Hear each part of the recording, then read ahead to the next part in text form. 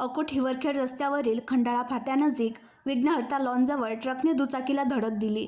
या अपघातात एक महिला जागीच ठार झाली तर तिचा पती गंभीर जखमी झाला आहे। ही घटना शुक्रवार दिनांक 8 मार्च रात्री 8च्या दरम्यान घडली।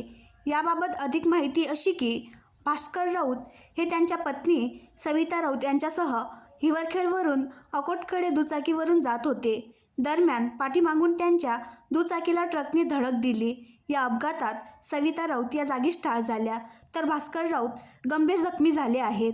घटनास्थळी पोलीस कर्मचारी यांनी दाखल होत जखमीला पुढील उपचारासाठी रुग्णालयात दाखल केले। अपघातानंतर ट्रक उलटला होता, त्यामुळे वाहतूक कोंडी झाली होती। पोलिसांनी वाहतूक सुरळीत केली। या प्रकरणी ट्रक चालकाला पोलिसांनी अटक केली आहे। आणखी नवीन व्हिडिओ पाहण्यासाठी आमच्या देशमुख एक्सप्रेस न्यूज चॅनलला सबस्क्राईब करा, लाईक करा आणि शेअर करा।